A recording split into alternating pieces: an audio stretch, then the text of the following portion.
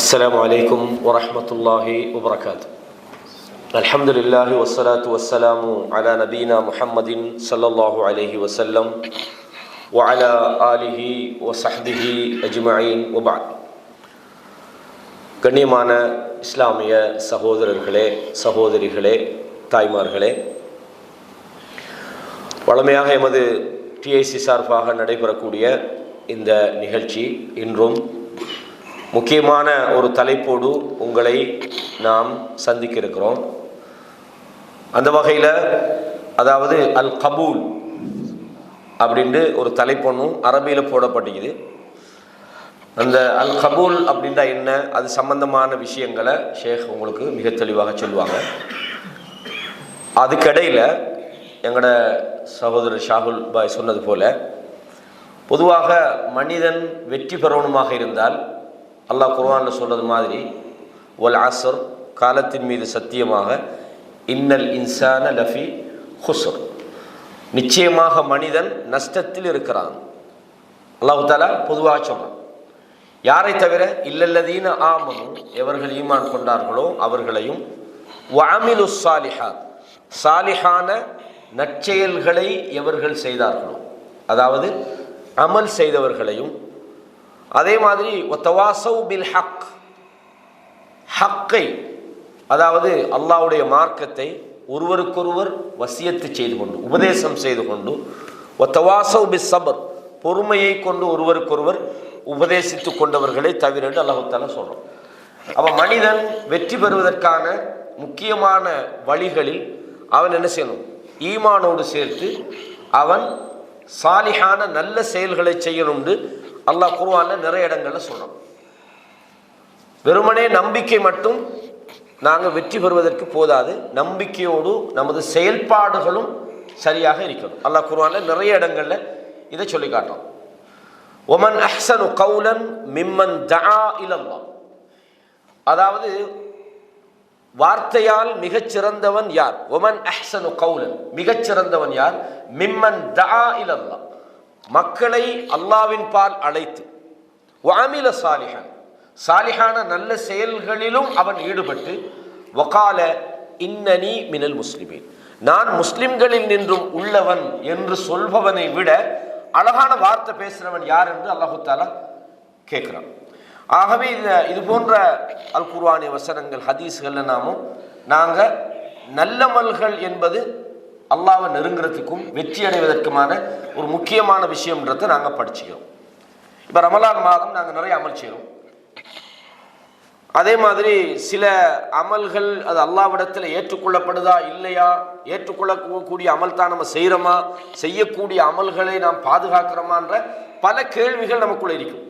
உங்களுக்கு தெரியும், இப்ராஹிம் அலைஹிஸ்ஸலாத்துக்கு அல்லாஹ் காபத்துல்லாவை புனர்நிர்மாணம் செய்ய சொன்னான். அல்லாஹ் தான் சொன்னான். அந்த வேலையை செஞ்சு முடிஞ்ச ரப்பனா தகப்பல் மின்னா கேட்குறாங்க, யா அல்லாஹ் எங்கிட்டேருந்து இதை ஏற்றுக்கொள்ளியா அல்லாஹ் அப்படின்னு சொல்கிறான். அப்போ நாங்கள் அமல் செய்வது மட்டுமல்ல, அந்த அமல் நம்மிடமிருந்து ஏற்றுக்கொள்ளப்படணுன்றது முக்கியமான ஒரு விஷயம். அந்த வகையிலே தான் மரியாதைக்குரிய டாக்டர் ரைசுத்தீன் அவங்க உங்களுக்கு முன்னால் இந்த கபூல் சம்பந்தமாக, கபூல்னா என்ன, இது ஒரு அரபு சொல். முதலாவது நாங்கள் அவங்ககிட்ட கேட்போம், கபூல் அந்த சொல்லை கொண்டு அதனுடைய அந்த மொழி அர்த்தம் என்ன, அதை நாம் எப்படி புரிஞ்சு கொள்ளலாம் அப்படின்றது சம்பந்தமாக, இந்த சொல் சம்பந்தமாகவும் இந்த தலைப்பு சம்பந்தமாகவும் ஒரு ஒரு முன்னுரையை, ஒரு தெளிவை வழங்குமாறு நான் தயவோடு கேட்டுக்கொள்கிறேன். அல்ஹம்துலில்லாஹ், அஸ்ஸலாத்து வஸ்ஸலாமு அலா ரசூலில்லாஹ் முஹம்மது இப்னு அப்துல்லாஹ், அம்மா பஅத். அல் கபூல் பொதுவாக எல்லோருக்கும் தெரிந்த ஒரு வார்த்தை தான். ஆனால் இந்த வார்த்தையை சரியாக வழங்குவதற்கு அதனுடைய எதிர்ச்சொல் தெரிய வேண்டும். அதனுடைய எதிர்ச்சொல்லை கொண்டுதான் ஒரு வார்த்தை சரியாக புரியப்படும். கபூலுடைய எதிர்ச்சொல் அர்ரத், மறுக்கப்படுவது, ரிஜெக்ஷன். அப்போ ரிஜெக்ஷனை பொதுவாக எல்லாரும் நாங்கள் உணர்றோம். ஒரு அப்ளிகேஷனை போட்டால் அந்த அப்ளிகேஷன் ரிஜெக்ட் ஆகுது. ஒரு ஒரு ஒரு இப்போ பரீட்சைக்கு போனால், ஒரு இன்டர்வியூக்கு போனால் நாங்கள் ரிஜெக்ட் ஆகிறோம். இப்போ ரிஜெக்ட் என்பதனுடைய எதிர்ப்பது பதம்தான் அல் கபூல் என்பது. ஒன்று தமிழ் மொழிப்படுத்தும் போது அதை நாங்கள் ஏற்றுக்கொள்ளப்படுவது அல்லது அங்கீகரிக்கப்படுவது என்று நாங்கள் மொழியாக்கம் செய்யலாம். எனவே இந்த கபூல் என்பது ஒரு முக்கியமான ஒரு விஷயம். ஏனென்றால் நாங்கள் வாழ்க்கையில் எல்லா நேரத்திலையும் இந்த கபூலை பற்றிய சிந்தனை எங்கள்கிட்ட இருக்குது. வெளியே போகும்போது நான் இதை உடுத்துட்டு போனால் சமூகம் என்ன அங்கீகரிக்குமா, நான் பேசினா சமூகம் என்ன அங்கீகரிக்குமா, நான் இப்படி செய்தால் என்னுடைய மேலதிகாரி இதை அங்கீகரிப்பாரா. இப்போ எங்கட அண்டர் மைண்டில் எப்போவுமே இந்த கபூல் ஓடிக்கித்தான் இருக்குது. நாங்கள் பேர் சொல்லாவிட்டாலும் மற்றவர்களுடைய அக்செப்டன்ஸ் அல்லது மற்றவர்களுடைய சாட்டிஸ்ஃபேக்ஷன் நம்மளை நடத்திக்கிட்டே இருக்குது. பல்லு தீர்த்தத்தில் தொடங்கி இரவைக்கு தூங்கும் வரைக்கும் நாங்கள் இந்த கபூலை பற்றிய ஒரு உள்ளார்ந்த மன ஓட்டம் எங்கள்கிட்ட இருந்துக்கிட்டே இருக்குது. அதை வைத்துத்தான் நாங்கள் உடுப்பது, நடப்பது, பேசுவது, தலை சீவுவது, முகத்துக்கு ஏதாவது க்ரீம் போட்டுக்கொள்வது, கொலோன் அடிப்பது எல்லாமே இந்த கபூலை வைத்துத்தான். கபூல் பற்றிய சிந்தனை இல்லைன்னு சொன்னால் நாங்கள் என்ன செய்ய மாட்டோம், எதுவுமே செய்ய மாட்டோம். எனவே கபூல்ங்கிறது எங்களோட வாழ்க்கையில் ஒரு எசென்ஷியல் மேட்டர், எசென்ஷியல் சப்ஜெக்ட் ஒன்று, அத்தியாவசியமான ஒரு தலைப்பாக இருந்து கொண்டிருக்கு. அதாவது இந்த கபூல் சம்பந்தமாக நீங்கள் சொல்லும்போது, அதாவது நாம் ஏற்றுக்கொள்ளப்படுதல், உலக பாசையில் சொல்றதா இருந்தால் நம்மளே மக்கள் எக்ஸப்ட் பண்ணுறாங்களா, நம்மளோட ஆடையை, நம்மளோட பேச்சுக்களை, நம்முடைய நடத்தைகளை, இது பொதுவாக நாம் அன்றாட வாழ்க்கையில் அனுபவித்து வர விஷயம். இதை நாங்கள் மார்க்க ரீதியாக நாங்கள் எப்படி இதை அணுகிறது, இதில் என்ன முக்கியத்துவம், அதாவது நாங்கள் ஏன் இந்த கபூல்ன்ற விஷயத்துக்கு நாங்கள் இம்பார்ட்டன்ட் கொடுக்கணும், அது சம்பந்தமாக நீங்கள் கொஞ்சம் தெளிவு சொல்லலாமா? ஓகே. உண்மையிலே சொல்லப்போனால் எந்த ஒரு விஷயமும் ஒரு பர்ஃபெக்டை நோக்கி நகர்வதாக இருந்தால் இந்த கபூல் பற்றிய ஒரு சிந்தனை வேணும். உதாரணமாக நாங்கள் நம்மளோட பிள்ளைகளுக்கு ஒரு எக்ஸாம், ஒரு பரீட்சையை வைக்கிறோம். அந்த ஆன்சரை எழுதும்போதோ அந்த பிள்ளைகளுடைய இலக்கு என்ன, நான் 100க்கு 100 எடுக்க வேண்டும். அதாவது ஒரு கோல், இந்த கபூல் பற்றிய ஒரு சிந்தனை தான் ஒருவரை பெர்ஃபெக்ஷன் என்று சொல்லக்கூடிய முழுமையை நோக்கி நகர்த்தும்.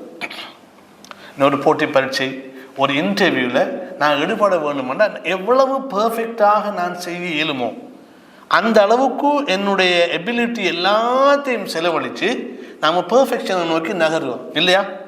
ஏனென்றால் எங்களுடைய முழு முயற்சியையும் செலவழித்து நாங்கள் ஒரு பெர்ஃபெக்ஷன், ஒரு கபூல் சம்பந்தப்பட்ட ஒரு விஷயம் இருக்குமாக இருந்தால் நாங்கள் மொத்தமாக அதில் செலவழிப்போம். கபூல் பற்றிய சிந்தனை எங்களிடத்தில் இல்லை என்றால் சமாளிச்சுட்டு போயிடுவோம்.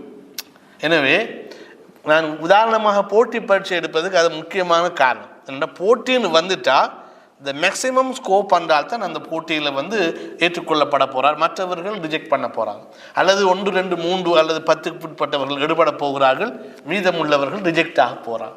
அப்போ கபூலியத் மனதில் ஒருவரில் இருக்கும்போது தான் அவர் பெர்ஃபெக்ஷனை நோக்கி நகருவார். அது உலக விஷயத்தில் இருந்தாலும் சரிதான், மார்க்க விஷயத்தில் இருந்தாலும் சரிதான். யாருக்கிட்ட அல்லாஹ் கபூல் செய்ய வேண்டும் என்ற எண்ணம் அதிகம் இருக்கிறதோ அவர்தான் தன்னுடைய இபாதத்துகளை பெர்ஃபெக்ஷனை நோக்கி நகர்த்துவார். கபூலியத் பற்றிய சிந்தனை அவர்கிட்ட இல்லைண்டா சராசரியாக ஏனோ தானோ என்ற அமைப்பில் அந்த இபாதத்துகள் போயிடும்.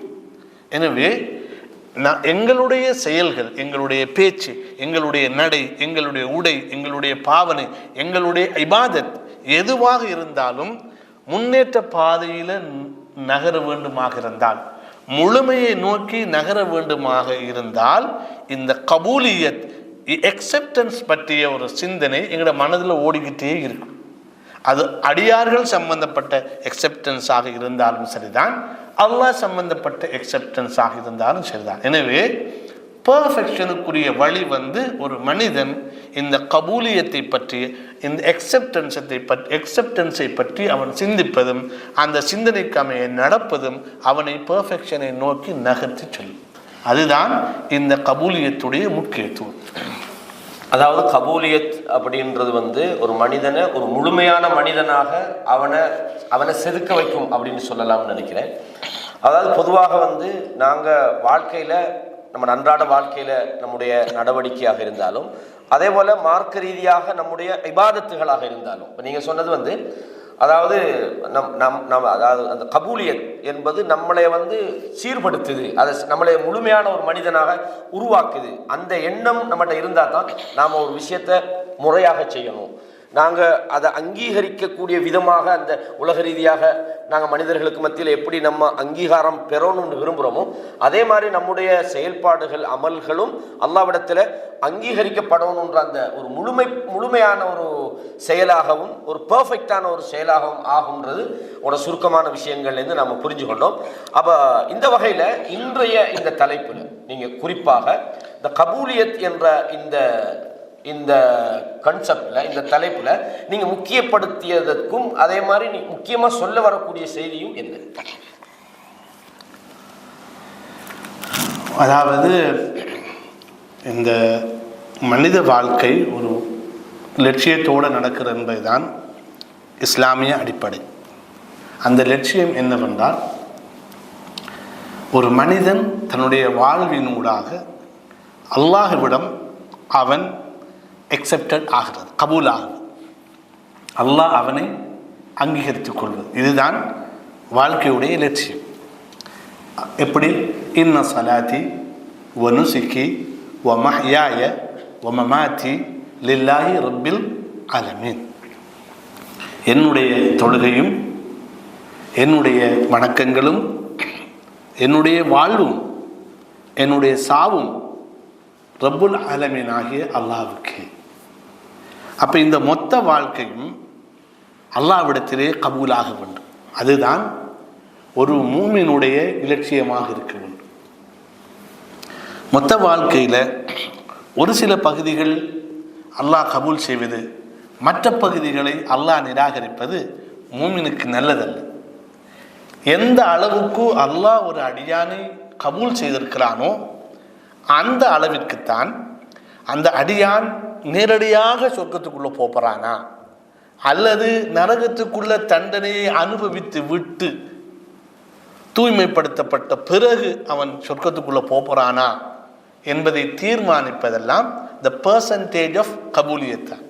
அவன் எத்தனை வீதம் அவன் அல்லாஹ்விடத்திலே கபூலாயிருக்கிறான் என்பதை வைத்து 50 வீதத்துக்கு மேலே அவன் கபூலாயிட்டான் என்று சொன்னால் அவன் சொர்க்கத்துக்குள்ளே போயிடுவான். ஏன்?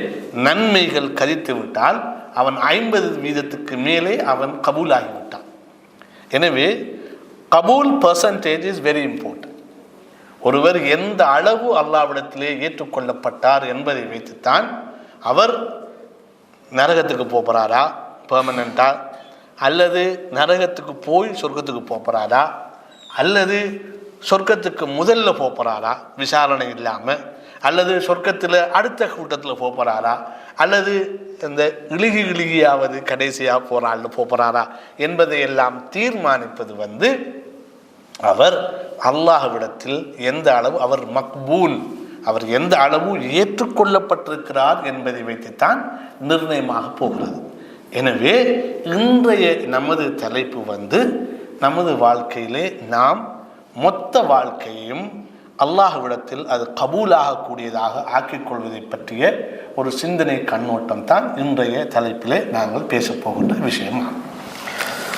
ஜஸாக்கல்லாஹு ஹைரன். பொதுவாக நாம் எவ்வளவு அமல் செய்கிறோம் அல்லது எவ்வளவு நாம்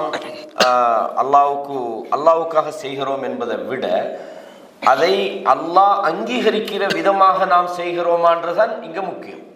நாம் நிறைய அமல் செய்கிறோம், ஆனால் அந்த அமல்கள் அல்லாஹ்விடத்தில் அங்கீகாரம் அற்றதாக மாறினால் ஷேக் சொன்னது மாதிரி குறைந்தபட்சம் ஒரு 50 வீதத்துக்கும் மேலேயாவது எங்களோட விஷயங்கள் அல்லாஹ்விடத்தில் அங்கீகரிக்கப்பட்டால் தான் நாங்கள் அல்லாஹ்ட அந்த வெற்றி அந்த சொர்க்கத்தை நமக்கு அடையலாம். அப்போ இந்த வகையில் நமது அமல்கள் அங்கீகரிக்கப்படுவது என்பது மிக முக்கியமானது. அதனால தான் இந்த தலைப்பையும் என்ன செஞ்சுக்கிறாங்க இன்றைக்கு உங்களுக்கு தந்திருக்கிறாங்க. அதில் குறிப்பாக நாங்கள் பொதுவாக அமல்கள் அங்கீகரிக்கப்பட வேண்டும் அப்படின்ற ஒரு ஆசையோடு தான் நம்ம செயல்படுறோம். இப்போ அதில் முக்கியமாக இந்த நமது செயல்கள் அமல்கள் அல்லாஹ்விடத்தில் அங்கீகரிக்கப்படணும் அப்படின்ற விஷயத்துல குறிப்பாக நபிமார்களுடைய வரலாற்றில் அவங்களோட வாழ்க்கையில நமக்கு முன்மாதிரிகள் இருக்குதா? ஹைரன், அந்த தலைப்புக்கு முன்னால ஒரு சின்ன தகவலை சொல்லிட்டு நான் போறேன். நான் ப்ளஸ்ஸையும் சொல்லணும். நாங்களும் பொதுவாக இபாதத்து விஷயங்களில் கபூலியத்தை பற்றி சிந்திக்கிறோம் தான், இல்லாமல் இல்லை. ஆனால் எங்கன்னு சொன்னால் துஆவில் தான் எங்கள்கிட்ட அந்த ஒரு எங்களுடைய சுயநலத்துக்காக கபூலியத்தை பற்றி நாங்கள் சிந்திக்கிற போக்குன்னு எங்கள்கிட்ட. தொழுகை அது எப்படி போனாலும் பரவாயில்லை, திலாவத்து குர்ஆன் அது எப்படி போனாலும் பரவாயில்லை. ஆனால் துஆ கேட்கும்போது மட்டும், அதுவும் குறிப்பாக ஒரு கஷ்டமான சூழலில் துஆ கேட்கும்போது மட்டும் அது கபூலியத்தை பற்றிய சிந்தனை எங்களுக்கு கட்டாயம் வரத்தான் செய்யும். ஒரு பகுத்தறிவுள்ள எல்லாருக்கும் இந்த துஆ கபூலாகணும், அல்லாஹ் அல்லாஹ்னு கெஞ்சிடும். அதில் பொதுவாக அல்லாஹ்ட நெருக்கத்தை விடவும் நாம் எதை எதிர்பார்க்குறோம்னா எங்கட தேவை, என்னுடைய தேவை நிறைவேறும் என்ற அந்த சிந்தனை போக்கில் தான் அந்த கபூலியத்தை நாங்கள் அல்லாஹ்கிட்ட எதிர்பார்க்க ஒழிய அல்லாஹ்கிட்ட நெருங்கணும், அல்லாஹ்கிட்ட நிறைய கூலி கிடைக்கணும் என்ற அந்த பேக்ரவுண்ட் அல்ல. எனவே நாங்களும் சராசரியாக பொதுவாக இபாதத்துகள் எல்லாத்தையும் விட்டாலும் துஆ செக்ஷனில் கொஞ்சம் கபூலியத்தை பற்றிய சிந்தனை நம்மகிட்ட இருக்குது. ஆனால் அதில் எங்கட ஆள் மனதில் என்னண்டா எங்கட தேவை முன்னிக்குது. அந்த தேவையும் இல்லாட்டி துஆவும் சும்மா ஒரு கபூலியத்தை பற்றிய சிந்தனை இல்லாமல் தான் ஓடிக்கிட்டு. எனவே ஒரு அளவுக்கு ஏதோ ஒரு வகையில் கபூலியத் நம்முடைய உள்ளத்தில் கபூலியத் பற்றிய சிந்தனை நம்மகிட்ட ஒரு இருக்குது. ஆனால் அந்த ஓட்டத்தை அதிகரிப்பது தான் இன்றைய நம்முடைய டிஸ்கஷன். அப்போ ஷேக் அவங்க கேட்டாங்க, இந்த கபூலியத் பற்றிய இந்த கபூலியத் சிந்தனை நபிமார்களிடத்தில் அல்லது அவர்களை தொடர்ந்த நல்லோர்களிடத்தில் இருந்ததுக்கான வாய்ப்புகள் ஆதாரங்கள் எதுவும் இருக்குதா? அன்புக்குரிய சகோதரர்களே, இந்த கபூலியத்தை பற்றி ரொம்ப அலட்டிக்கிட்ட ஒரு நபி இப்ராஹிம் அலைஹிஸ்ஸலாம். அல்லாஹு தஆலா அவரை குர்ஆனிலே அதிகம் பேசியிருக்கிறார். என்ன, he is a role model. அவர் ஒரு நபி ஸல்லல்லாஹு அலைஹி வஸல்லம் அவர்களுக்கே ஒரு மாடலாக, அந்த அளவு இப்ராஹிம் அலைஹிஸ்ஸலாம் பெரியவராக. இப்ராஹிம் அலைஹிஸ்ஸலாத்துடைய ஸ்டைல் என்னென்னா, அவர்கிட்ட ஒரு கடமையை கொடுத்தா அந்த மிஷன் அவர் கம்ப்ளீட் பண்ணுவார், அது குறை இல்லாமல் நிறைவாக செய்வார். அப்படிப்பட்ட ஒருவர் தான் இப்ராஹிம் அலைஹிஸ்ஸலாம். அது அவரோட ஒரு பெஸ்ட் குவாலிஃபிகேஷன், ஒரு பெஸ்ட் ஆட்டிடியூட் உண்டு. அவர் கொடுத்தா அவர் சும்மா அதை கம்ப்ளீட் பண்ணுவார். இது அல்லாஹ் குர்ஆனில் சொல்லி காட்டுகிறார். وَإِذِ ابْتَلَى إِبْرَاهِيمَ رَبُّهُ بِكَلِمَاتٍ فَأَتَمَّهُنَّ. இப்ராஹீமை அல்லாஹ் சில வாசகங்களை கொண்டு சோதித்த போது فَأَتَمَّهُنَّ, அதை அவர் பூரணமாக செய்தார். ஒருவருடைய செயலை பார்த்து அல்லாஹ் சொல்றான், மிஷனை கம்ப்ளீட் பண்ணார் அவரண்டா, அல்லாஹ் எவ்வளவு திருப்திப்பட்டிருப்பான் இப்ராஹிம் அலைஹிஸ்ஸலாத்தோட. அல்லாஹ் அவரை சோதித்த போது அவர் தமாம், அதை முழுமையாக செய்து முடித்தார். அப்போ முழுமையாக செய்து முடித்த அந்த ஒரு தன்மைக்காக அல்லாஹ் சொல்றான், கால இன்னி ஜாஇலுக லின்னாசி இமாமா, நான் உன்னை மனிதர்களுக்கு ஒரு இமாமாக பின்பற்றத்தக்க ஒருவராக உன்னை ஆக்குகிறேன் என்றால், யாரு மிஷனை கம்ப்ளீட் பண்றாரோ he should be a model, அவர் ஒரு மாடலாகத்தான் இருக்கணும். அப்போ அல்லாஹு தஆலா அவருக்கு இமாம் என்ற ஒரு பதவியை கொடுக்காங்கன்னா மொத்த மனித சமுதாயத்துக்கும் ஒரு மாடலாக இப்ராஹிம் அலைஹிஸ்ஸலாம் அவங்களை ஆக்குறார். அப்போ அல் குர்ஆனில் அல்லாஹ் இப்ராஹிம் அலைஹிஸ்ஸலாம் அவங்கள சர்டிஃபை பண்ணிக்கிறான். என்னென்ன இப்படி என்ன சோதித்த போது இப்ராஹிம் அலைஹிஸ்ஸலாம் அவங்க அந்த மிஷன்களை என்ன செஞ்சாங்க, ஃபஅத்தம்மஹுன்ன, அவைகளை அவர் பரிபூரணமாக செய்தார் என்று சொல்றார். அப்போ இப்படிப்பட்டவர் எப்படி அவர் அல்லாஹ் கபூல் பண்ணுவான்? அல்லாஹு தஆலா குறையில்லாமல் நிறைவாக ஒரு அடியான் செய்கிறத பாராட்டான். அப்போ இவர் ஒரு வேலையை செஞ்சா அவர் எப்படி செஞ்சிருப்பார் இல்லையா? டாப் லெவலில் செஞ்சிருப்பார். ஆனால் அல்லாஹ் சொல்லி காட்டுகிறான், وَإِذْ يَرْفَعُ إِبْرَاهِيمُ الْقَوَاعِدَ مِنَ الْبَيْتِ وَإِسْمَاعِيلُ, இப்ராஹீமும் இஸ்மாயிலுமாக பைத் அதாவது கஅபத்துல்லாவுடைய அடித்தளம் அதாவது பேஸ்மெண்ட்டை உயர்த்திய போது அல்லாஹ் கிட்ட கேட்குறாங்க, ரப்பனா தகப்பல் மின்னா, எங்கட தரப்புல இருந்து எங்களுடைய ரப்பே எங்கட தரப்புல இருந்து இதை ஏற்றுக்கொள்வாயாக. அப்ப முழுமைப்படுத்துகின்ற மனிதன் கூட அதுல ரிஜெக்ட் ஆயிருமோன்ற பயம் அவங்களுக்கு இருக்குது. புரியுதா நான் சொல்றது? இப்ராஹிம் அலைஹிஸ்ஸலாம் ஒரு மிஷனை கொடுத்தா கம்ப்ளீட்டா செய்தவர். அல்லாஹ் அதை பாராட்டி இருக்கிறான். அப்படி பாராட்டி இருந்தும் இப்ராஹிம் அலைஹிஸ்ஸலாத்துக்கு என்ன பயம் இருக்குது? எங்க இது கபூல் ஆகாம போயிடுமோ, அல்லாஹ் தஆலா இதை ரிஜெக்ட் ஆக்கிடுவானோன்ற பயம் அவருக்கு இருக்கிறது. அப்ப அல்லாஹ் கிட்ட அந்த அமலை செய்து கொண்டு கஅபாவுடைய அடித்தளத்தை உயர்த்தி கொண்டு அந்த வேலையை செஞ்சு கொண்டிருக்கும் போது அவங்க என்ன கேட்குறாங்கன்னு சொன்னா, ரப்பனா தகப்பல் மின்னா, எங்களுடைய ரப்பே எங்கட தரப்புல இருந்து இதை ஏற்றுக்கொள்வாயாக. இப்போ சிம்பிளான வார்த்தைகளை சொன்னால் இப்ராஹிம் அலைஹிஸ்ஸலாமும் இஸ்மாயில் அலைஹிஸ்ஸலாம் என்ன வேலை செஞ்சுக்கிட்டாங்க? சிம்பிள் வார்த்தையில் சொன்னால் மேசன் வேலை செஞ்சுக்கிட்டு. என்ன வேலை? மேசன் வேலை. கல்லெடுத்து எதையாவது குழைச்சி கட்டிக்கிட்டு இருக்காங்க. அப்போ அல்லாஹ்வுக்காக மேசன் வேலை செஞ்சு கொண்டிருக்கின்றார்கள். அதுவும் இவங்க 2 பேர் இருந்தாங்க. இவங்களுக்கு துணையாக யாரும் இருந்ததாகவோ அல்லது வேறு உதவிகள் கிடைச்சதாகவோ இல்லை. அல்லாஹ் இந்த 2 பேரும் செஞ்சதாக தான் சொல்கிறாங்க. அப்போ எவ்வளோ ஒரு கஷ்டமான சூழலில் இந்த பணியை செஞ்சு கொண்டு அவங்க அல்லாஹ்விடத்திலே கபூலியத்துக்காக அல்லாஹ் சுப்ஹானஹு வ தஆலா இந்த நற்செயல்களையும் தங்களை தரப்பிலிருந்து ஏற்றுக்கொள்ளணும் என்று அல்லாஹ்விடத்திலே மன்றாடுகிறாங்க. அது மாத்திரமல்ல, அந்த மன்றாட்டத்திலே அல்லாஹ்வை புகழ்ந்து பாராட்டுகிறார்கள். இன்னக அன்த ஸமீஉல் அலீம், நீ அனைத்தையும் கேட்பவனாக அனைத்தையும் தெரிந்தவனாக இருக்கிறாய். எங்கட நிலைமை உனக்கு தெரியும், நாங்கள் பேசுறதும் நாங்கள் செய்கிறதும் உனக்கு தெரியும். அதனால எங்கட தரப்பிலிருந்து இதை ஏற்றுக்கொள் என்று இப்ராஹிம் அலைஹிஸ்ஸலாம் அவங்க மன்றாடுகிறார். அதே போல இப்ராஹிம் அலைஹிஸ்ஸலாம் சூரா இப்ராஹிம் 40வது வசனத்தில் அல்லாஹ் சுப்ஹானஹு வ தஆலா சுட்டி காட்டுகிறான், ரப்பி ஜஅல்னி முகீமஸ் ஸலாத்தி வ மின் துர்ரிய்யதி ரப்பனா வ தகப்பல் துஆ. இப்ராஹிம் அலைஹிஸ்ஸலாத்துடைய நீண்ட துஆ பட்டியல் ஒன்று வருது. அதனுடைய கடைசி துண்டுல அல்லாஹ் சுப்ஹானஹு வ தஆலா சொல்லி காட்டான், ரப்பி ஜஅல்னி முகீமஸ் ஸலாத்தி வ மின் துர்ரிய்யதி ரப்பனா வ தகப்பல் துஆ. என்னை நீ தொழுகையை நடைமுறைப்படுத்துகின்றவனாக ஆக்குவாயாக என்று கேட்கிறாங்க. என்னை தொழுகையை நடைமுறைப்படுத்துகின்றவனாக என்னை ஆக்குவாயாக. அன்புக்குரிய சகோதரர்களே, அவர் எப்படி தொழுதிருப்பார்? யோசிச்சு பார்ப்போம். இப்ராஹிம் அலைஹிஸ்ஸலாம் எப்படி தொழுதிருப்பார்? நம்முட வாழ்க்கையில் நம்ம எப்பயாவது ஒரு நாள் கேட்டுப்போமா, யா அல்லாஹ் என்னை தொழுகையை நடைமுறைப்படுத்துகின்றவனாக என்னை நீ ஆக்குவாயா கேட்டிருக்கிறோமா? ஏனென்றால் நாங்கள் எங்களுடைய சுய சக்தியில் டேலண்டில் ஓடுறாக்கு, அதனால் நாம் அல்லாஹ்கிட்ட அதை கேட்கல.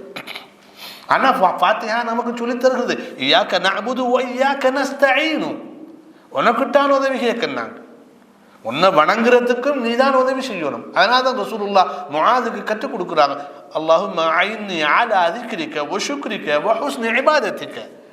உனக்கு ஒன்றை திக்ரு செய்யறதுக்கும் உனக்கு சுக்ரு செய்யறதுக்கும் உன்னை அழகிய முறையில் வணங்குவதற்கு எனக்கு நீ உதவி செய்ய என்று அல்லாஹ்கிட்ட கேட்கணும் என்று ரசூல் ஸல்லல்லாஹு அலைஹி வஸல்லம் படிக்கிறோம். அப்போ இப்ராஹிம் அலைஹிஸ்ஸலாம் அவங்க மனிதர் சமுதாயத்துக்கே ஒரு இமாமாக இருக்கிறவங்க அல்லாஹ் கிட்ட கேட்குறாங்க, ரப்பி ஜஅல்னி முகீமஸ் ஸலா, தொழுகையை நடைமுறைப்படுத்துகின்றவனாக என்னை நீ ஆக்குவாயாக, வ மின் துர்ரிய்யத்தி, என்னுடைய சந்ததியில் அப்படிப்பட்டவர்களை ஆக்குவாயாக, ரப்பனா எங்களுடைய ரப்பே வ தகப்பல் துஆ, என்னுடைய துஆவை நீ ஏற்றுக்கொள்ளும். நான் சொன்னேனே நம்முடைய கபூலியத் எல்லாம் உலகத்துக்குள்ள சுற்றுது, இப்ராஹிம் அலைஹிஸ்ஸலாத்தோட கபூலியத் இதுக்குள்ள சுற்றுது. இதுதான் நமக்கும் நபிமார்களுக்கும் இடையில் உள்ள வித்தியாசம். பிரச்சனை இல்லை, நாம கபூலியத்தை பற்றி சிந்திக்கிறதுல பிழை இல்லை. ஆனால் எதுக்கு முக்கியத்துவம் கொடுக்கணும் என்றால் எங்களுடைய அல்லாஹ் எங்களை கபூல் செய்ய வேண்டும். எங்களுடைய வணக்க வழிபாடுகளை, எங்களுடைய அகலாக்குகளை, எங்களுடைய செலவினங்களை, எங்களுடைய பார்வையை, கேள்வியை, தொடுவதை அல்லாஹ் கபூல் செய்யும். இப்படியான பரந்து விரிந்த சிந்தனை எங்கள்கிட்ட இருக்கும். அதே போல அன்புக்குரிய சகோதரர்களே, சூரா ஆல இம்ரானிலே 35வது வசனத்தில் அல்லாஹ் சொல்கிறான், இது காலத் இம்ராஅத்து இம்ரான ரப்பி இன்னி நதர்து லக மா ஃபீ பத்னி முஹர்ரரா. இம்ரானுடைய மனைவி அல்லாஹ் கிட்ட ஒரு நேர்ச்சை செய்கிறார். என்ன செய்கிறாங்க, என்ன சொல்கிறாங்க? இன்னி நதர்து லக மா ஃபீ பத்னி முஹர்ரரா. அவட எண்ணத்தில் வகுத்துக்குள்ள ஆம்பளை பிள்ளை வருதுன்னு நினச்சிக்கிட்டான். அவ என்ன சொல்றா? நதர்து லக, உனக்காக இந்த பிள்ளையை நான் நேர்ச்சை செய்திருக்கிறேன். முஹர்ரரன். முஹர்ரர்ண்டா யாருண்டா? Released person. ஃபுல்லாக அவரை ரிலீஸ் பண்ணுங்க. எதுக்கு? உனக்காகத்தான். அவருக்கு வேற வேலை ஒன்றும் இல்லை. உனக்கு ஹிதமத் செய்து உன்னுடைய மார்க்க பணி, உன்னுடைய பைத்துல் மக்கள் இதுக்குரிய வேலை செய்யுது. முஹர்ரர்ண்டா ஜஸ்ட் ரிலீஸ் ஃபார் தீன், அல்லாஹ்க்காக ரிலீஸ் பண்ணி வச்சு. அப்போ எவ்வளோ பெரிய தியாகம். இப்போ நம்ம ஒரு புள்ள உள்ள என்ன ஆக்குற? டாக்டர் ஆக்குற, என்ஜினியர் ஆக்குற, அக்கௌண்டன்ட் ஆக்குற கனவுகள் இல்லையா? அப்போ அவ நேர்ச்சி செய்கிறா, நதர்து லக மா ஃபீ பத்னி முஹர்ரரன் ஃபதகப்பல் மின்னி. உனக்காக தான் செஞ்ச, ஆனால் அதை எனக்கு நீ ஏற்றுக்கொள்ளணும். அவவும் சொல்றா, இன்னக அந்த ஸமீஉல் அலீம், நீ யாவற்றையும் கேட்பவனாகவும் நீ யாவற்றையும் அறிந்தவனாகவும் நீ இருக்கிறாய் என்று அவள் அல்லாஹ்விடத்துல கேட்கிறான். பாருங்க, ஒரு தனக்கு பிறக்க போற ஒரு பிள்ளைய அல்லாஹ்வுக்காக ஃப்ரீயாக ரிலீஸ் பண்ண போறான். அவருக்கு வேற தொழிலுக்கு போறான், அது சரி இது சரி, ஒரு வேலையும் கிடையாது. அப்படி இருந்தும் முழுமையாக ஒரு பிள்ளையை ரிலீஸ் பண்ணக்குள்ள கூட அல்லாஹ்வை கபூல் செய்ய வேண்டும் தன்னிடத்திலிருந்து அவ கேட்கிறான். அப்போ குர்ஆன்ல அழகாக அல்லாஹ் இப்ராஹிம் அலைஹிஸ்ஸலாத்தையும் மரியம் அலைஹிஸ்ஸலாத்துடைய தாயார் அவவையும் அல்லாஹ் சுப்ஹானஹு வ தஆலா நமக்கு மாடலாக கபூலியத்தை பற்றி சிந்தித்தவர்களாக அல்லாஹ் சுப்ஹானஹு வ தஆலா அடையாளப்படுத்துகிறான். அதே போல அலி ரலியல்லாஹு அன்ஹுவோட செய்தி ஹில்யத்துல் அவுலியா என்ற கிதாபில் பதிவு செய்யப்பட்டு அலி ரலியல்லாஹு அன்ஹு ஒரு அட்வைஸ் ஒன்று சொல்கிறாங்க, கூனு லிகபூலில் அமலி அஷத்து இஹ்திமாமன் பில் அமல். ஒரு அமல் விஷயத்தில் அதனுடைய கபூலியத்துக்காக நீங்கள் அதிக முக்கியத்துவம் கொடுங்கள்னு சொல்கிறாங்க. பெரிய அமல் செஞ்சு கபூலாகாமல் போகிறத விட சின்ன அமல் செஞ்சு அது அபூலாகிறது எது வர்த். அப்போ எதுக்கு முக்கியத்துவம் நாம் கொடுக்கணும்? உண்மையில் சொல்ல போனால் நாங்கள் எதுக்கு முக்கியத்துவம் கூட அது அற்பமான அமலாக இருந்தாலும் அதுக்கு நாங்கள் முக்கியத்துவம் கொடுக்கணும். அது கபூல் ஆகுதா? ஆனால் கபூலியே அது சென்டர், அதுதான் அந்த மதார்ன்னு சொல்லுவாங்க. நம்மளுக்கு மார்க்ஸ் போடுவோம் அதால தான், சைஸில் இல்லை. அதனால் அலி ரலியல்லாஹு அன்ஹு சொல்கிறாங்க, நீங்கள் கபூலியத்துக்கு அதிக முக்கியத்துவம் கொடுங்கன்னு சொல்லலாம். இன்னொரு ஃபதாலத் இப்னு உபைத் என்ற ஒரு பேரறிஞர் சொல்கிறாங்க, அல்லாஹ் தஆலா எனக்கு ஒரு கடுகளவு ஒரு இபாதத்தை கபூல் செஞ்சுறதை தெரிஞ்சு கொள்வது. ஒரு இது எக்ஸாம்பிள், நமக்கு முன்னோர்கள் கபூலியத்தை பற்றி எப்படி சிந்திச்சிருக்காங்க. ஒரு கடுகளவாவது ஒரு அமலை ஏற்றுக்கொண்டிருப்பான் என்று எனக்கு தெரிஞ்சு கொண்டால் அது இந்த உலகத்தில் இருக்கிற எல்லாத்தையும் கூட எனக்கு சந்தோஷமானன்னு சொல்கிறேன், விருப்பமானது. ஏனென்றா அல்லாஹ் ஒரு அமலை கபூல் செஞ்சிட்டார் என்ற விஷயம் கடும் முக்கியம். இந்த உலகத்தில் உள்ள சாமான் அவ்வளவும் கிடைப்பதை விட ஒரு கடுகளவு அமலை அல்லாஹ் கபூல் செஞ்சிட்டான் என்ற தகவல் எனக்கு ரொம்ப விருப்பமானது. ஏனென்றா அல்லாஹு தஆலா முத்தகீன்கள் இடத்துல தான் அல்லாஹ் தஆலா கபூல் செய்வான். அப்போ கபூல் செஞ்சிட்டாண்டா நானும் அந்த பட்டியலுக்குள்ளே வந்துட்டேன் என்ற கருத்தை அந்த அறிஞர் தெரிவிக்கிறாங்க. இப்படி அன்புக்குரிய சகோதரர்களே, எங்களுக்கு முன்னுக்கு வாழ்ந்த அறிஞர்கள், முன்னுக்கு வாழ்ந்த சலஃபு சாலிஹீன்கள் என்று சொல்ல சஹாபாக்கள், தாபியங்கள், தபஅ தாபியங்கள் அமலில் ஹை குவாலிட்டியில் செய்ய ட்ரை பண்ணாங்க. அதை செய்துட்டு அது அல்லாஹ் கபூல் செய்ய வேண்டும் என்பதில் அதிக பிரயத்தனம் கொடுத்திருந்தார்கள் என்பதை நாங்கள் வரலாறு நெடுக படிக்கிறோம். சஹாபாக்களில் வரலாறு எடுத்தாலும் சரிதான், தாபியங்களில் வரலாறு எடுத்தாலும் சரிதான், தபஅ தாபியங்களில் வரலாறு எடுத்து சொன்னால், அதே போல் அவர்களுடைய வழியில் நடந்த இமாம் ஷாஃபிஈ, இமாம் அஹ்மது பின் ஹம்பல், இமாம் மாலிக் ரஹ்மஹுல்லாஹ் போன்ற இந்த அறிஞர்கள் எல்லாம் அந்த இபாதத்தை ஒரு முத்துக்கனா, அதாவது சிறந்த ஹை குவாலிட்டியில் செய்வதோடு அந்த இபாதத்தை அல்லாஹ்விடத்திலே கபூலாக வேண்டும் என்று அதுக்கு கடும் முக்கியத்துவம் கொடுத்து அவங்களோட வாழ்க்கை வரலாறுகளில் பதிவு செய்யப்பட்டு எனவே எங்களுக்கு முன்னுக்கு இருந்த நல்லோர்கள் யாரும் சிந்திப்பது அவர்களுடைய முக்கிய பிரச்சனையாக அவனோட வாழ்க்கையில் இருந்திருக்கிறத நாங்கள் பார்க்குறோம். ஜஸாக் அல்லாஹு ஹைரன். அதாவது முக்கியமாக ஆரம்பத்தில் ஒரு விஷயம் சொன்னீங்க. அதாவது மனிதன் பொதுவாக எல்லாருமே ஆசைப்படுறோம் நம்மட துஆவுடைய விஷயத்தில், மற்ற விஷயங்களை விட. அதுக்கு காரணம் என்னென்னா, நமக்கு ஒரு இமீடியட் சொல்யூஷன் தேவைப்படுது. அதுக்கான பரிகாரம் நமக்கு உலகத்தில் நம்ம கஷ்டமான ஒரு சூழ்நிலையில் இருப்போம், பிரச்சனையில் இருப்போம். அல்லாஹ் என்ன துவாவை ஏற்றுக்கொள்ள, எனக்கு பிரச்சனை இன்னும் கிடைக்கலையே அப்படின்னா அல்லாஹ் என்ன ஏற்றுக்கொள்ளலையேன்ற அந்த எதிர்பார்ப்பு நமக்குள்ளே இருக்குது. அதை நாம் ஓரளவுக்கு நேர்த்தியாகவும் செய்ய ட்ரை பண்ணுறோம். அதே நேரத்தில் அமல்களை பொறுத்தவரையும் உதாரணமாக அவங்க சொன்னாங்க, இப்ராஹிம் அலைஹிஸ்ஸலாம் அவங்க மிக பர்ஃபெக்டான ஒரு மனிதர். மிக பர்ஃபெக்டாகவே என்ன செஞ்சார், அத்தம்மஹுன்ன எல்லாத்தையும் கம்ப்ளீட் பண்ணினார். எதையுமே அவர் என்ன செய்யலை, குறை வைக்கல. அப்படிப்பட்ட பர்ஃபெக்டானவர் கூட ஏண்ட அமல் அல்லாஹ்விடத்தில் மக்பூல், அதாவது ஏற்றுக்கொள்ளப்படுமா என்ற விஷயத்தில் அவங்க எவ்வளவுக்கு அதை யோசிச்சாங்க. அதுக்காக அல்லாஹ்விடத்தில் துஆ செய்தாங்க. அதே மாதிரி மரியம் அலைஹிஸ்ஸலாம் அவங்களோட தாயார் இம்ரான் அவங்கள பற்றி சொன்னாங்க. இப்படி பல விஷயங்கள், அலி பின் அபி தாலிப். அதே மாதிரி எனக்கு ஞாபகம் இருக்கு ஷேக், அந்த அப்துல்லா இப்னு உமர் ரலியல்லாஹு அவங்க ஒருவருக்கு தர்மம் கொடுக்குறாங்க சில தீனார்களை. அவர் தக்கபல் அல்லாஹு மின்க அப்படின்னு பதில் சொல்கிறாரு. சொன்னோடனே அப்துல்லா இப்னு உமர் ரலியல்லாஹு அவங்க அழுகுறாங்க. கேட்டாங்க, என்னப்பா இன்னும் நீங்கள் அழுகுற மாதிரி ஒன்று அவர் சொல்லலையே, நீங்கள் எதுக்கு அழுகணும் அப்படின்னு சொல்லி. இல்லை, இந்த தக்கபல் அல்லாஹு மின்கன்னு சொன்ன விஷயம் உண்மையாக அல்லா இடத்துல இந்த தீனார்களை அல்லாஹ் ஏற்றுக்கொண்டான்னு சொன்னால் நான் அல்லாஹ் பயப்படுறதுக்கு அது ஒரு ஆதாரமாக இருக்குமே அப்படின்னு சொல்லி அவங்க அழுதாங்கன்ற ஒரு சம்பவம் நாம் படிச்சுக்கிறோம். அந்த வகையில் ஷேக், பொதுவாக மனிதன் பொதுவாக இந்த அவங்களோட செயல்கள் அங்கீகாரம் பெறணும், மக்பூல் ஆகணுன்ற விஷயத்தில் அவன் செயல்படுவதற்கு முதல்ல தன்னுடைய தொழுறத்தை விட, நோன்பு பிடிக்கத்தை விட, தன் செயல்களை விட அவன் கூட எதுக்கு கவலைப்படணும்னா, இது அல்லாஹ் ஏற்றுக்கொள்ளணுமே, நம்ம செய்கிறோம், அல்லாஹ்விடத்தில் ஏற்றுக்கொள்ளப்படுதா இல்லையானதுக்காக நமக்கு அப்போ அதுக்காக கவலைப்படுறது, துஆ செய்கிறது, அதை பர்ஃபெக்டாக நம்ம செய்ய பார்க்குறது என்பது மிக முக்கியமான ஒன்று. இந்த வகையில் பொதுவாக மனிதன் என்னுடைய விஷயம் அங்கீகரிக்கப்படணும்னு அவன் கருதுறதுக்கு மிக தகுதியான ஆக பேசிக்கான விஷயம் என்ன, முக்கியமான விஷயம் என்ன? இது முக்கியமா எல்லாத்தையும் இது முக்கியம். அதாவது முதல்ல எது கபூல் ஆகணும் நமக்கு ஃபர்ஸ்ட், அதுக்கு பிறகுதான் அடுத்தது இல்லை.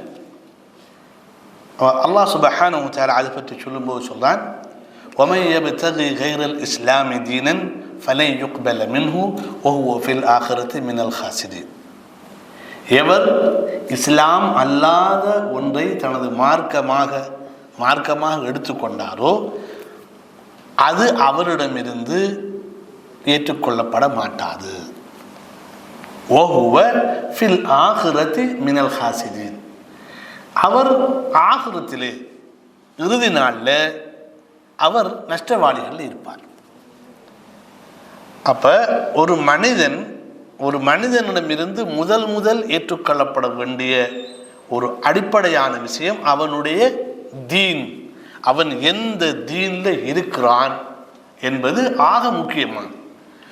அவன் இஸ்லாம் அல்லாத ஒரு தீனிலே அவன் மௌத்தாகுவானாக இருந்தால் அவன் அல்லாஹ்விடத்திலே அவன் ரிஜெக்டட் ஆயிடும்.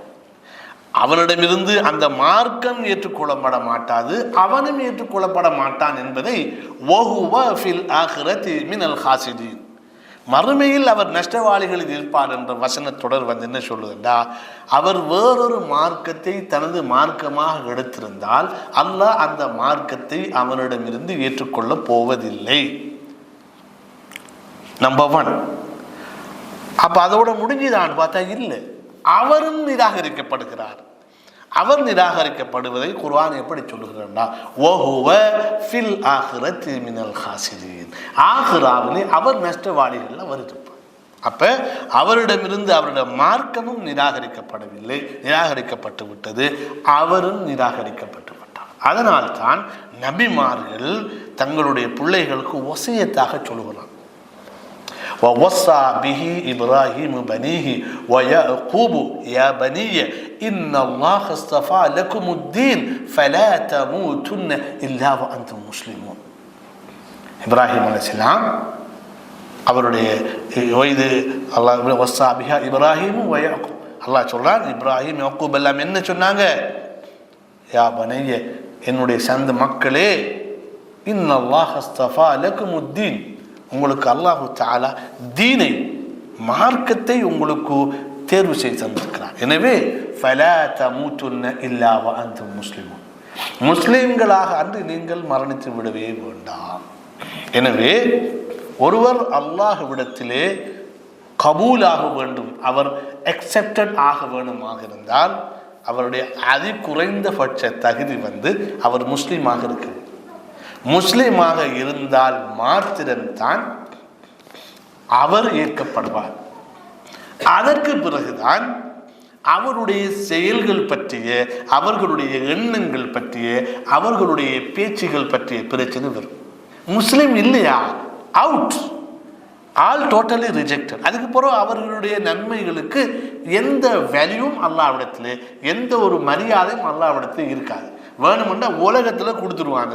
ரசூல் ஸல்லல்லாஹு அலைஹி வஸல்லம் அவங்களுடைய ஹதீஸின் அடிப்படையில் பார்க்கும்போது முஸ்லீம் அல்லாதவர்கள் செய்த நன்மையான நல்ல சில காரியங்கள் இருக்குமே, ஒரு சமூக சேவைகள், ஒரு ஒரு ஒரு அனாதையை பராமரிப்பது, அல்லது ஒரு மாட்டு காட்டுக்கு தண்ணி கொடு, இப்படியான இந்த நல்ல காரியங்கள், இந்த அதுகளுக்கு இப்படியான காரியங்களுக்கு உலகத்திலே அவங்களுக்கு அல்லாஹ் சுப்ஹானஹு வ தஆலா சில வாழ்க்கையில் சில சுகங்களை கொடுத்து கதையை முடிச்சுட்டோம்.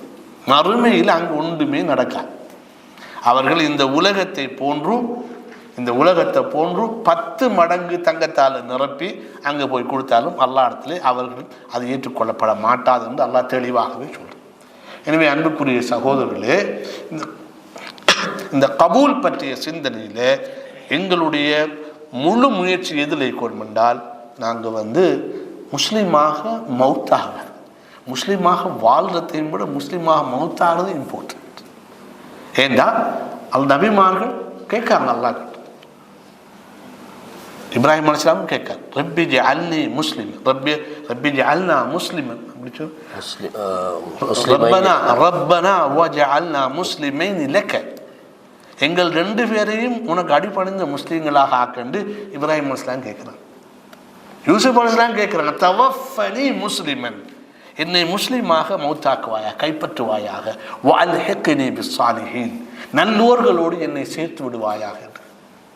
அப்ப நபிமார்கள் கூட அல்லாஹ்விடத்தில் முஸ்லீமாக மௌத்தாகிற பாக்கியத்தை அல்லாஹ்விடத்துல கேட்கிறாங்க. ஏனென்றா முஸ்லீம் இல்லை என்றால் அல்லாஹ் அந்த அடியானை நிராகரித்து விடுவான். எனவே முதலில் அல்லாஹ் நம்மை ஏற்றுக்கொள்ள வேண்டுமாக இருந்தால் நம்மிடத்தில் இஸ்லாம் இருக்க வேண்டும். எந்த லெவலில் இருக்குதோ அந்த அளவுக்கு அக்செப்டன்ஸ் இருக்கு. இஸ்லாம் இல்லவே இல்லை என்றால் நீங்கள் முஸ்லீம் அல்லாதவராகத்தான் மௌத்தாக வேண்டும். அப்படி மௌத்தாகத்தண்டா நமது நிலை எல்லாம் மிக மோசமாகிவிடும். அதைத்தான் நபிமார்கள் சொன்னாங்க, ஃபலா தமூதுன்ன இல்லா வ அன்தும் முஸ்லிமூன், முஸ்லீம்களாக அன்றி நீங்கள் மரணித்து விடவே வேண்டாம். எனவே அதுதான் எங்களுடைய நாங்கள் அல்லாஹ்விடத்திலே கபூலாவதற்கான முதல் கட்டமாக இருக்கு. அதுக்கு பிறகுதான் நம்முடைய செயல்கள், நம்முடைய பேச்சுகள், நம்முடைய இபாதத்துகள் எல்லாமே வரப்போகின்றன. ஜஸாக்கல்லாஹு ஹைரன். இதில் முக்கியமான இன்னொரு விஷயத்தை நம்ம உங்கள்கிட்ட கேட்கணும் ஷேக். அதாவது பொதுவாக இஸ்லாம் இல்லாட்டி அவனுடைய செயல்கள் முழுமையாக ரிஜெக்ட் பண்ணுறான்.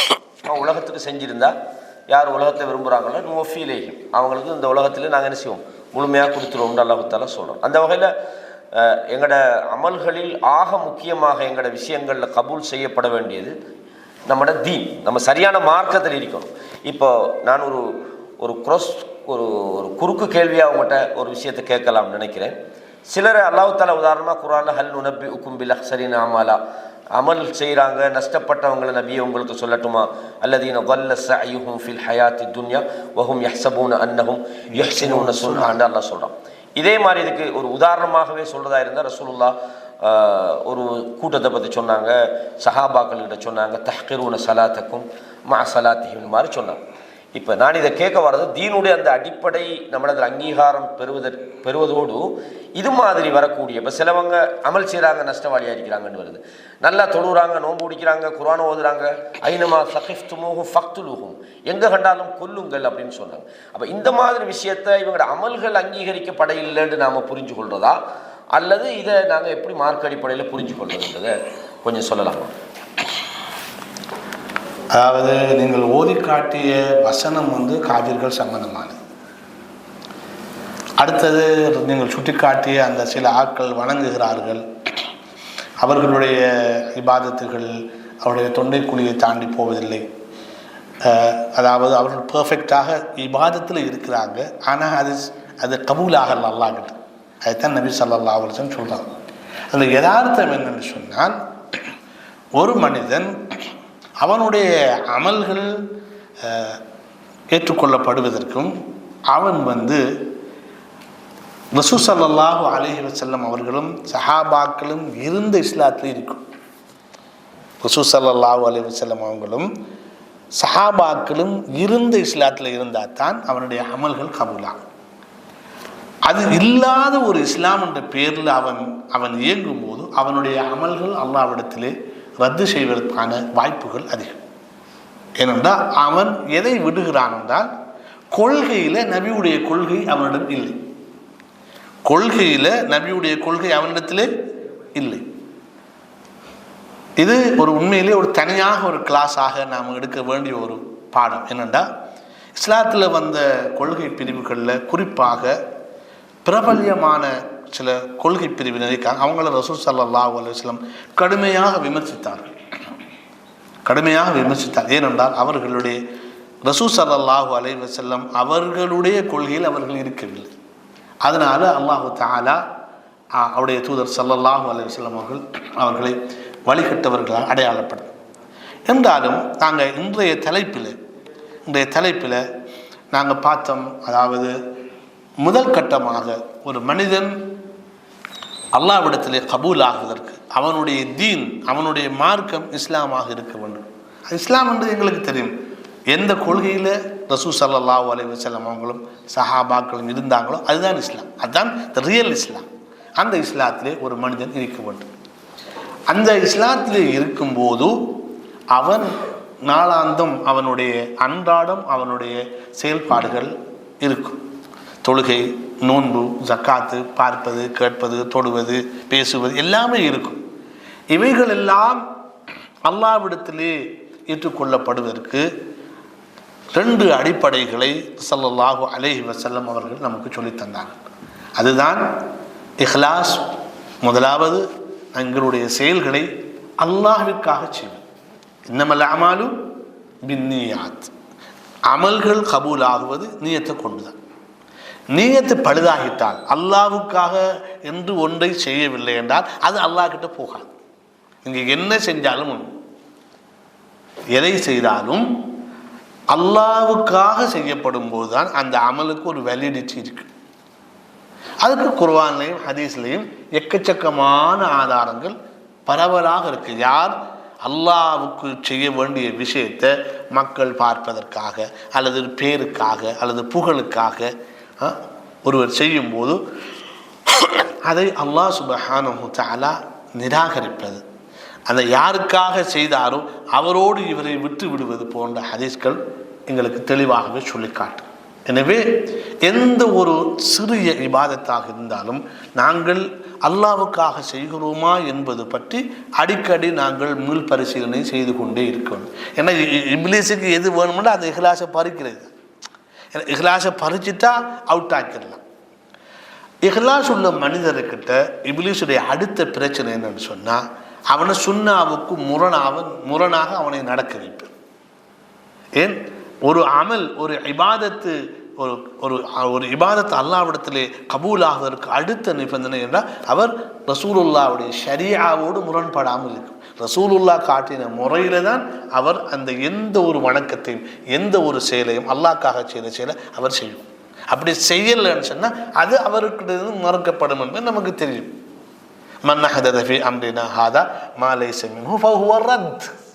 யாராவது எங்களுடைய இந்த விஷயத்தில் புதிதாக ஏதாவது ஒன்றை உருவாக்கினாரண்டா நாங்கள் செல்லாமல் அது அவரிடமிருந்து நிராகரிக்கப்படும் என்று அல்லாஹ்வுடைய தூதர் சொல்லிட்டாங்க.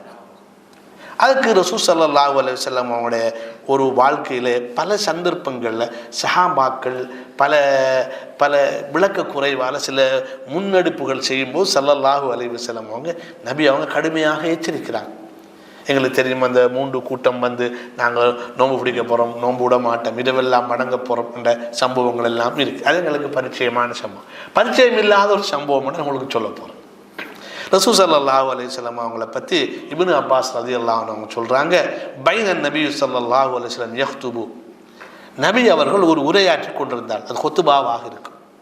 அப்பொழுது ஒரு ஆள் வந்து நின்றுகிட்டு இருந்தார். ஃபஸால அன்ஹு, அந்த ஆளை பற்றி ஸல்லல்லாஹு அலைஹி வஸல்லம் விசாரித்தார்கள். ஃபகாலு, சொன்னாங்க, அபு இஸ்ராயில், அவரோட பெயர் வந்து அபு இஸ்ராயில். نظر إلى أن يقوم ولا يقعد ولا يستظل ولا يتكلم ويصوم. நேர்ச்சை ஒன்று செஞ்சிருக்கார் இந்த ஆள்.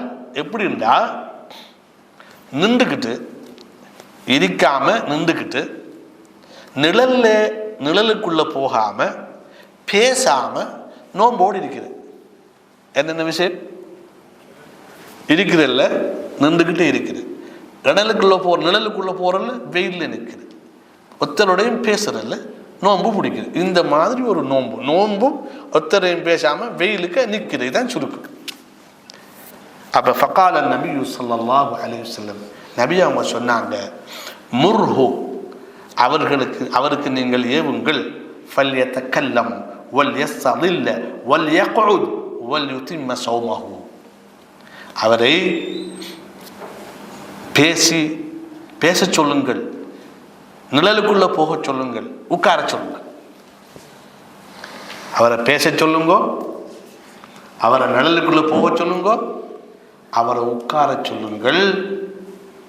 வல்யுதிம்ம ஸௌமஹு, நோன்பை பூரணமாக நிறைவேற்ற சொல்லுங்கள். அப்ப நபி அவங்க என்ன சொல்றாங்க, நீங்களாக ஆக்களோட பேசாம இருந்துக்கிட்டு நான் இபாதத் செய்றேன், அல்லாஹ்வோட திருப்பொருத்தத்தை நீங்க பேசாம இருந்து சம்பாதிக்க முடியாது. தொழுகையில நீங்க பேசக்கூடாது, அது இபாதத். சும்மா ஒரு ஆள் பேசாம இருக்கிற இபாதத்துன்னா அது இபாதத் அல்ல. சும்மா வெயிலுக்குள்ள போய் கிடக்கிற, நிக்கிற, உட்காராம தன்னைத்தானே வருத்திக் கொள்கிறார். வெயிலுக்குள்ள நிக்கிறங்கிறது சின்ன வேலை அல்ல. ஆனா இதுல அல்லாஹ் தஆலா இதை கபூல் செய்ய போவதில்லை. சௌம், நோன்பு என்பது ஒரு இபாதத். அல்லாஹ் கடமையாக்கிய ரசூல் ஸல்லல்லாஹு நமக்கு அடையாளப்படுத்த இபாதத். அதை செய்யும். நீங்க நேற்று செஞ்சுட்டீங்களா, அதை செய்யுங்க. அன்புக்குரிய சொல்ல, இது எங்களுக்கு தெளிவாக சொல்லி தருகிறது. எங்களுக்கு நாங்கள் நினைக்கிறதை எல்லாம் இபாதத்தாக ஆக்க முடியாது. நபி அவர்கள் அதற்கு எதிரானவர்கள். நீங்க போய் ஒரு நாளைக்கு அல்லாஹ் நான் வெயிலில் நிற்க போறேன் என்று நேர்ச்சை செஞ்சா நீங்க அந்த நேர்ச்சையை நிறைவேற்ற தேவையில்லை. நீங்க இடத்துல இருக்கணும். யாரெல்லாம் நாளைக்கு நான் ஒருத்தருடைய பேசாம உன்னை திருப்தியை நான் பெறப்போறேன்னா இல்லை, நீங்க நாளைக்கு யாருடைய பேசியே ஆகணும். நீங்க நிற்க போறன் இருக்காம என்று நேர்ந்தா இல்லை, நீங்கள் இருந்தே தீரும். ஏனென்றா நிற்பதோ வெயிலோ பேசாமல் இருப்பதோ இந்த மார்க்கமாக்கிய ஒரு விடயம் அல்ல. அப்ப அல்லாஹ் அதை உங்களுக்கு, நீங்கள் அல்லாஹ்காகத்தான் நேர்ச்சி செஞ்சு, ஆனா அவன் மார்க்கமாக்கியதை கொண்டு நீங்க நேர்ச்சி செய்யலை. உங்களோட மூப்புக்கும் உங்களோட விருப்பத்துக்கு நீங்க என்ன செஞ்சுக்கீங்க, நீங்க நேர்ச்சி செஞ்சுக்கீங்க, அதெல்லாம் கேன்சல். நீங்க நோன்பை தொடருங்கள் என்று அல்லாஹ்வுடைய தூதர் ஸல்லல்லாஹு அலைஹி வஸல்லம் சொன்னார். எனவே அன்புக்குரிய சகோதரர்களே, கபூலியத் பற்றிய சிந்தனை நம்மளை ஆட்கொள்ள வேண்டும். எந்த டைம்லையும் இதை அல்லாஹ் ஏற்றுக்கொள்ளுவானா, நான் அல்லாஹ்வுடைய தூதருடைய வழியில் செய்கின்றேனா என்ற கேள்வி, நான் அல்லாஹ்வுக்காக செய்கிறேனா, அல்லாஹ்வுடைய தூதரின் வழியில் செய்கின்றேனா என்ற கேள்வி நம்மை அடிக்கடி அணுக்கமே நம்மளை அப்படியே வந்து முட்டிக்கொண்டே இருக்கும். அப்பதான் நாங்கள் என்ன செய்வோம், நாம் எங்களுடைய செயல்கள் விஷயத்தில் இஹ்லாஸையும் இத்திபா என்று சொல்லக்கூடிய நபி வழியை நாங்கள் பேணுவோம். அதே நேரம் அல்லாஹ் கபூல் செய்வானா என்ற சிந்தனை நீங்கள் உண்மையிலே ஒரு நாள் ட்ரையல் செஞ்சு பாருங்க. ஒரு நாள், நாளைக்கோ மறுநாளைக்கோ திடீரெனதுக்குள்ளே போகிற கஷ்டமாய் ஒரு தொழுகைக்கு போகக்குள்ள அந்த தொழுகைக்குள்ள கபூலியத்தை பற்றிய சிந்தனையோட ருக்கு சுஜூது செஞ்சு பாருங்க. குர்ஆன் ஓதக்குள்ள கபூலியத்தை பற்றிய சிந்தனை ஓட்டத்தோடு செஞ்சு பாருங்க. அது எப்படி இஃபெக்டிவாக, அது எப்படி பெர்ஃபெக்ஷனை நோக்கி அதை அப்படி போக்கிட்டேங்கன்னு உணர்வு இல்லை. தொலைக்குள்ள தக்பீர் கட்டக்கு ருக்கு போகக்குள்ள சுஜூதுக்கு போகக்குள்ள கபூலியத்தை பற்றிய சிந்தனையை எடுத்து பாருங்க. சிம்பிள். நாம் அல்லாஹ் அக்பர்னு சொல்லுக்கோ அதையும் சேர்த்து எடுத்துக்கிட்டாங்க.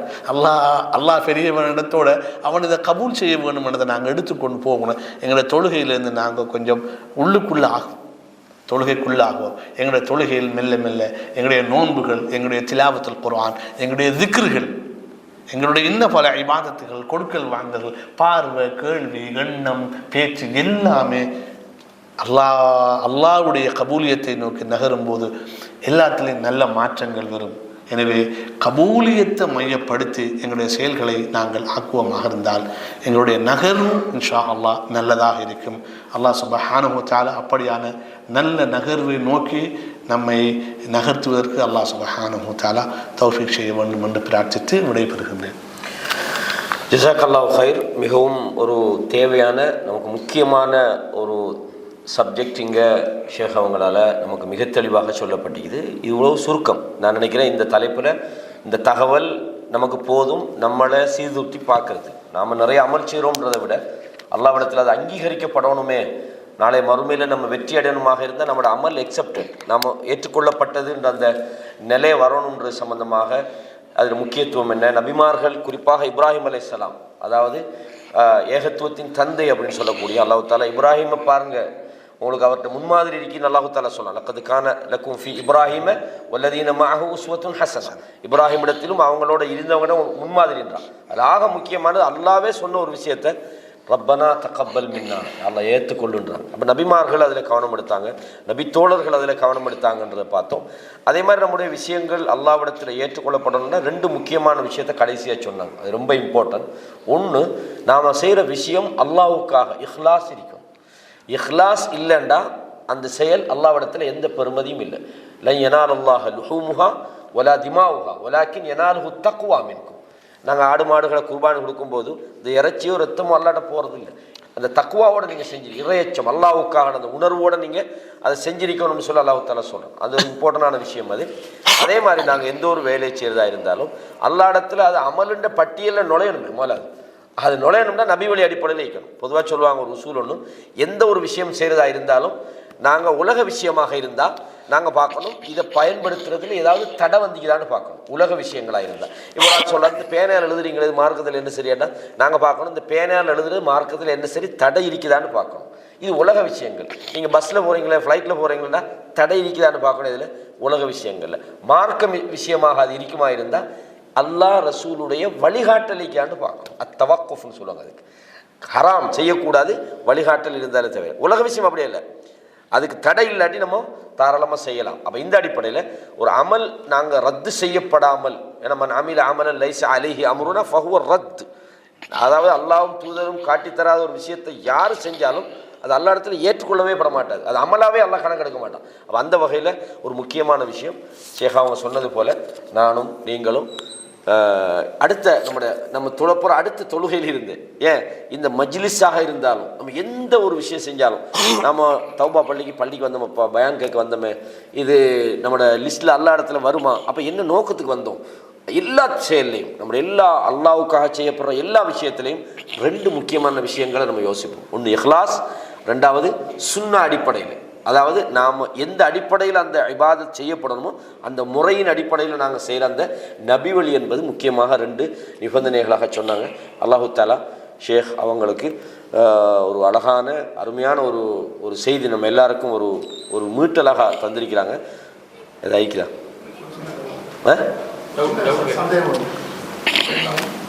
கேளுங்க.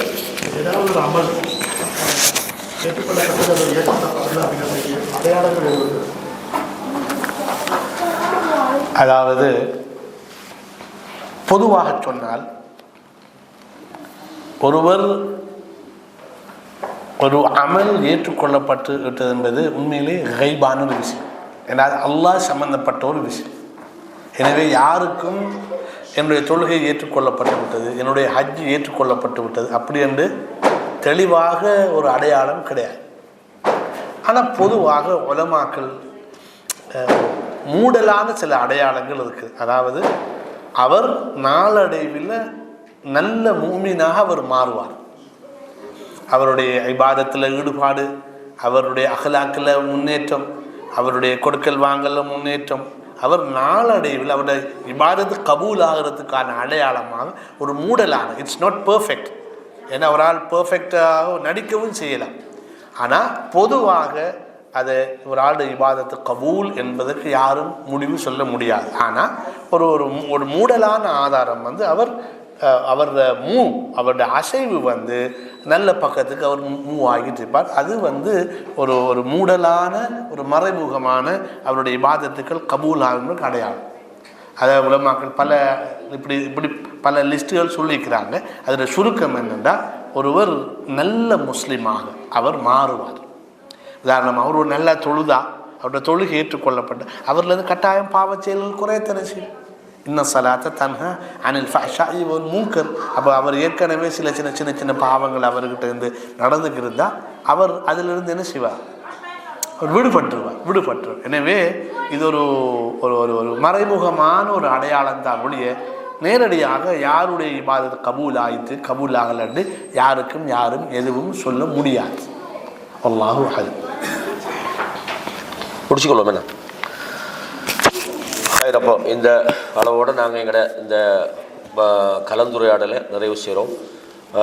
இந்த கலந்துரையாடலில் மிக தெளிவான செய்திகளை எடுத்து சொன்ன ஷேக் அவங்களுக்கும், அதே மாதிரி இதை பொறுமையாக இருந்து உள்வாங்கி அமைதியான முறையில் கேட்டுக்கிட்டு இருந்த உங்களுக்கும், இதுக்கு ஒத்துழைப்பு செஞ்ச சகோதரர்களுக்கும் நன்றி தெரிவித்தவனாக ஜஸாக்குமுல்லாஹு கைரன்.